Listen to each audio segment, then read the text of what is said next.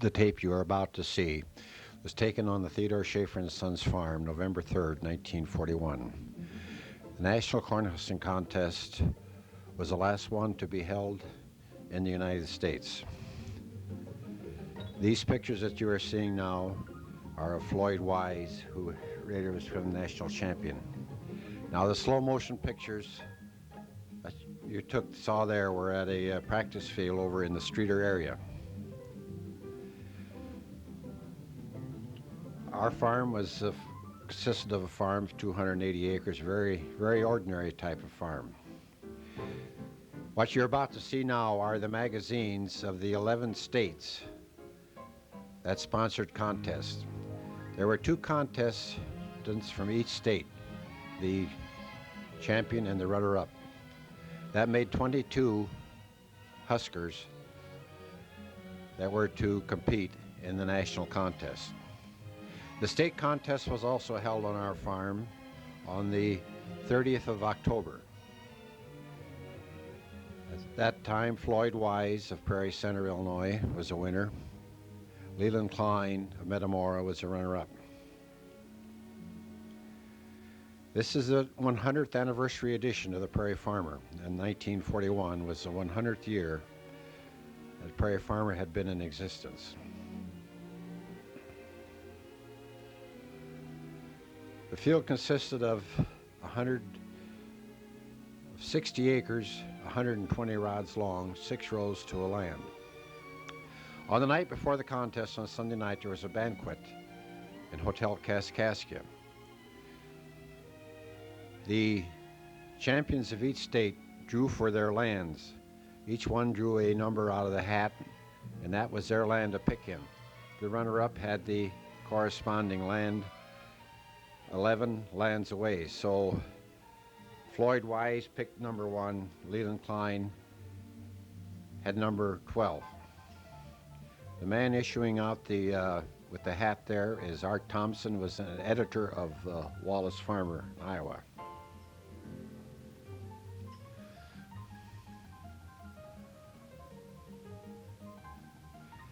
That evening, they presented my mother with a chest of silverware. There was no money given to the operators of the farm for holding this contest. There was supposed to be $1 for making the lease legal, but I don't know if my dad ever seen that or not. The gentleman here with the silverware is Lee Carroll, who at that time was Secretary of Chamber of Commerce, City of Ottawa. That is my mother there as he was presenting the silverware to her. My dad is on the extreme right.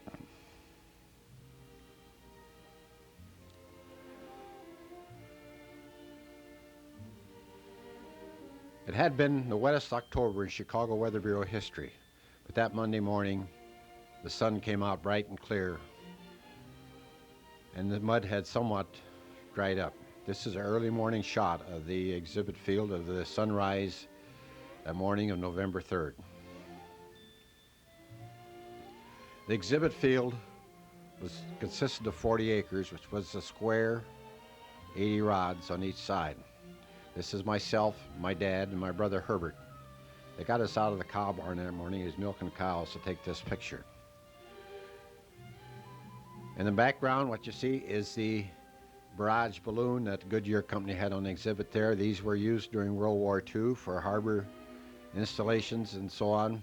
That was on exhibit at the grounds. Aerial view of Tonica that early Sunday morning, and here are the cars coming for the contest.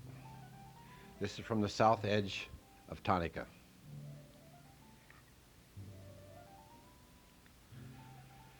The sign that you're about to see is where the Village Inn restaurant is now located. At one time, they said that traffic was lined up 5 miles north to the city of Oglesby.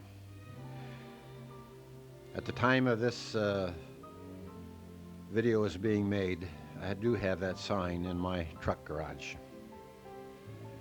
This was the gate of my father's residence. It shows some of the people and the horses. This is a barrage balloon which was tethered on a cable. The Goodyear blimp Arrived on our farm on Thursday before in a very thick fog and a rainstorm, and was moored directly south of our barn.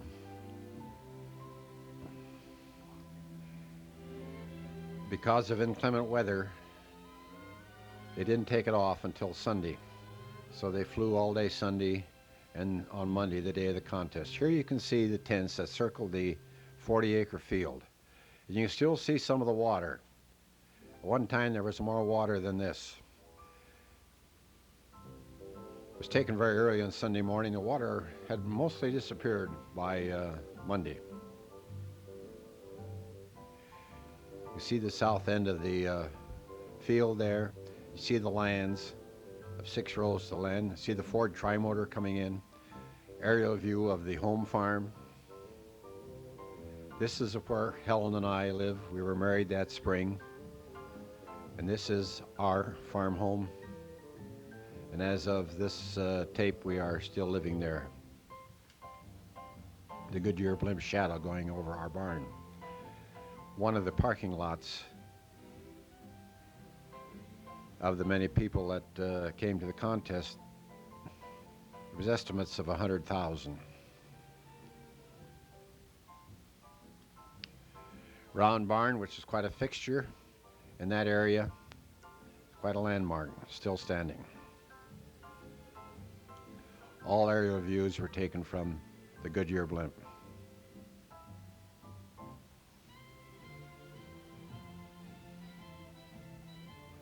The blimp is coming in now for a landing. You can see you'll be able to see crowds leaving after they had moored the blimp to the mast.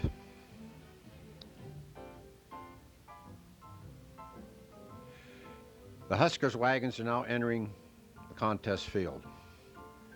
The Husker, 2 judges, a judge and then 2 gleaners were in each wagon.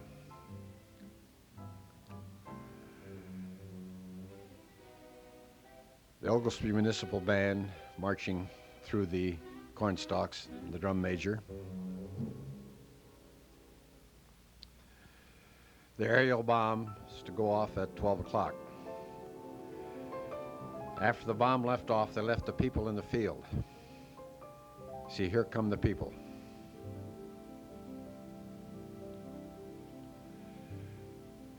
Of course, all attempts were made to keep people out of the field beforehand.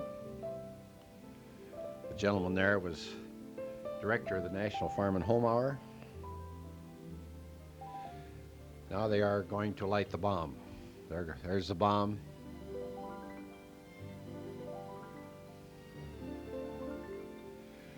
Donnelly Martin had picked at our farm the year before in a county contest. That year he had moved to Minnesota, so he thought that he could get on to win the state contest in Minnesota, and this is what he done. He went to Minnesota, won the state contest in Minnesota, came back to his hometown, home county of LaSalle, to pick in the national contest.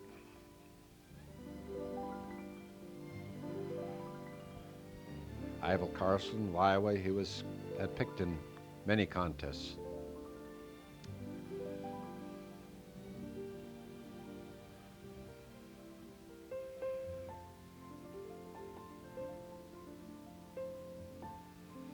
The corn is planted 42-inch on the center, 3 stalks to a hill. It's a much thinner stand than we picked today, probably yielding somewhere in the 80-85 bushel range.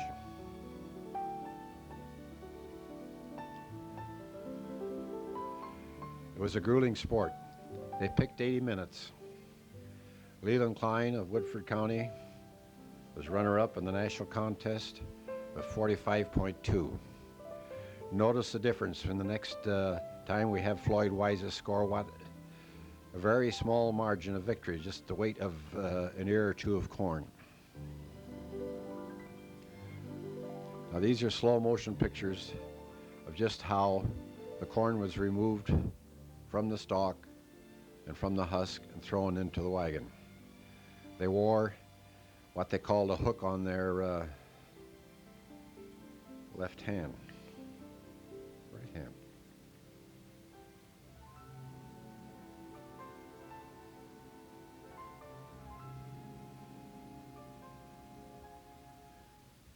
This is Leland Klein. Leland Klein is still active in a Cornhusking association. He does not husk anymore. Floyd Wise, Z45.3. Leland Klein is 45.2.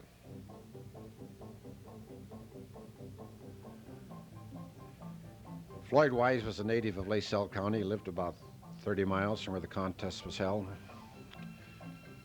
A very smooth operator. Again, slow motion pictures taken in a practice field.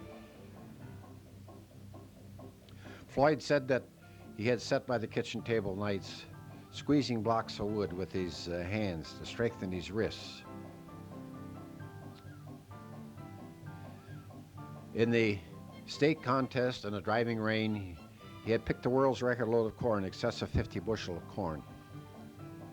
For anyone that understands 100 ears to a bushel, how many ears that he had to throw in this 80 minutes.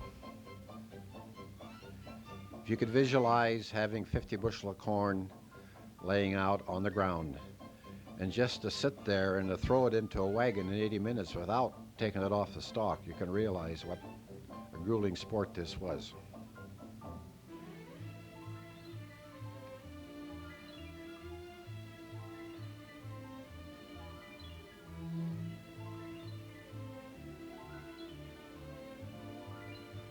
The hook is worn on the right hand, not the left hand.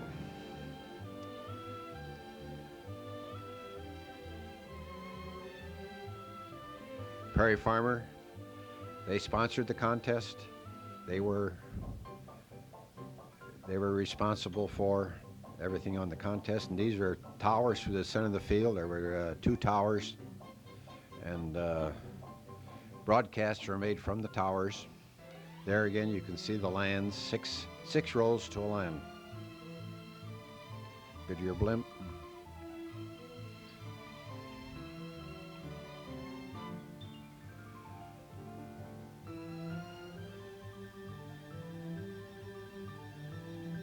National Broadcasting Company truck. I am looking into the truck. This is George Menard, at that time very popular announcer at WLS of the dinner of the WLS barn dance program.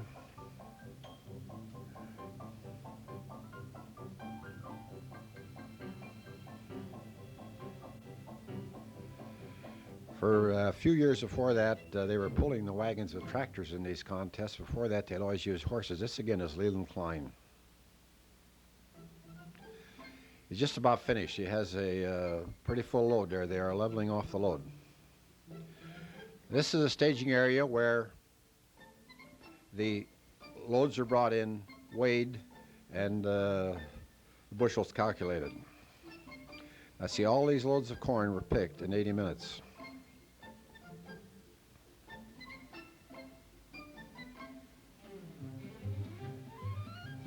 I and my brother Herbert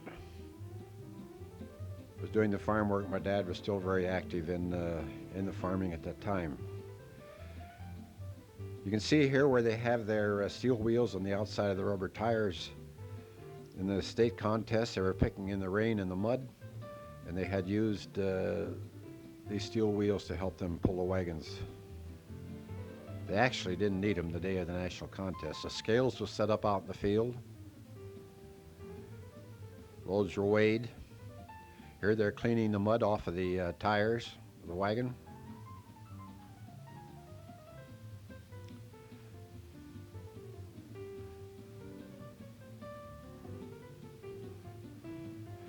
Temporary crib was hauled out in the field.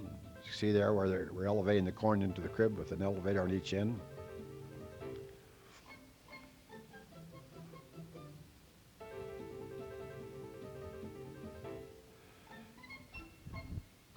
They took a 100-pound sample of corn out of each load.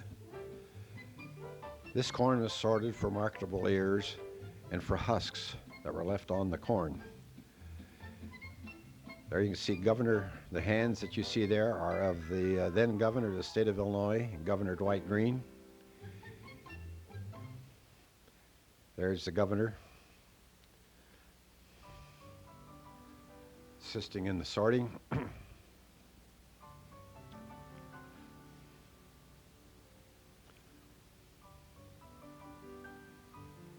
Goodyear blimp making a pass close to the crib. Here they're weighing the 100-pound samples of corn to do this, the sort. They docked the huskers for leaving too much husk on the corn, and also for corn they left in the field, gleanings. There was a table which they used to come to the final figure of the actual load. Stage out in the staging area there, and WLS entertainers entertained the crowd there, and there you see the people. The round barn in the background.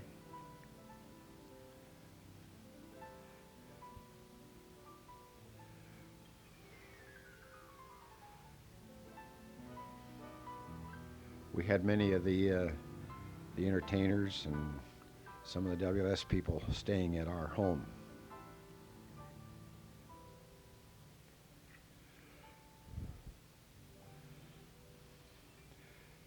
This was the last contest that was held because the fact that the war started in December of that year. Now the farm progress shows these were actually the forerunner, what is today the farm progress shows, as far as manufacturers putting on their exhibits and things, is very, very much the same. Somewhat on a smaller scale.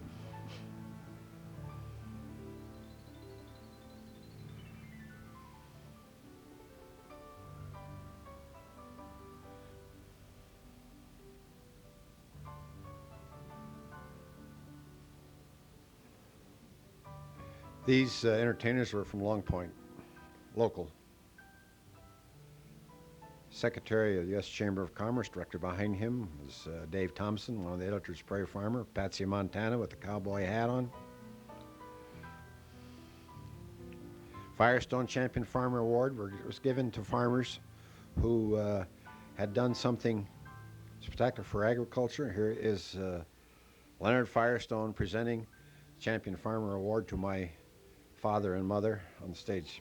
Director behind him is Art Page, who was director of the and editor of the Dinner Bell program of WLS. Jim Edwards was president of Prairie Farmer at the time. He presented cash awards to the of $50 to the Huskers. They were to keep their amateur status and were not to receive a great amount of money for their husking. The Leland Klein getting the second place award.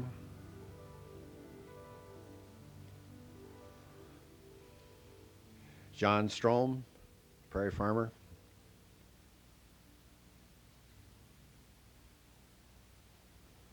Ivo Carlson, third place. This is Donnelly Martin, fourth place, Husker. This is Ivo Carlson again, third place. Floyd Wise, the winner, in the background. This is Floyd. Director behind him is Rollo Butts, who also was editor of Prairie Farmer at the time. First man that came to our farm and asked if we would consider having the state and national on one farm. It was the only time in history that both contests were ever held on the same farm.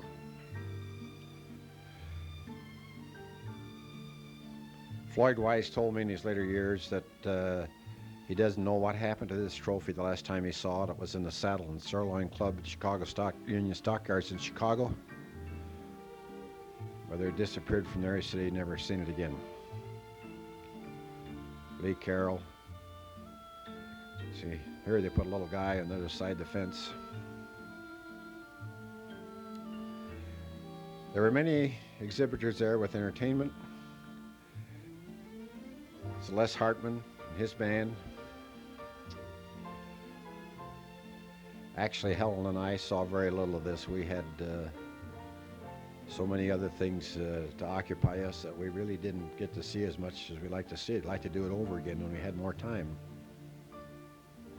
Dumbo did. Now here's King Corn. He was part of the Goodyear exhibit. Pinocchio.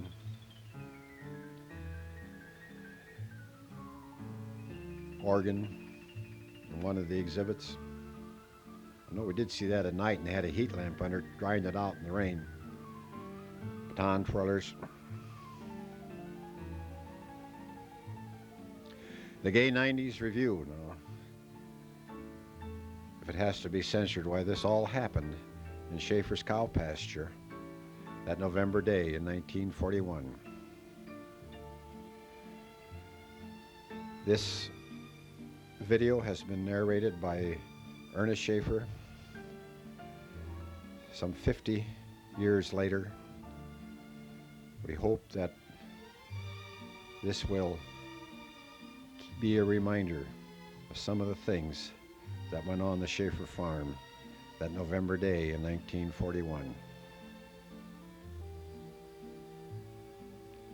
People going home, sunset, late in the evening. So ends this video. Thank you.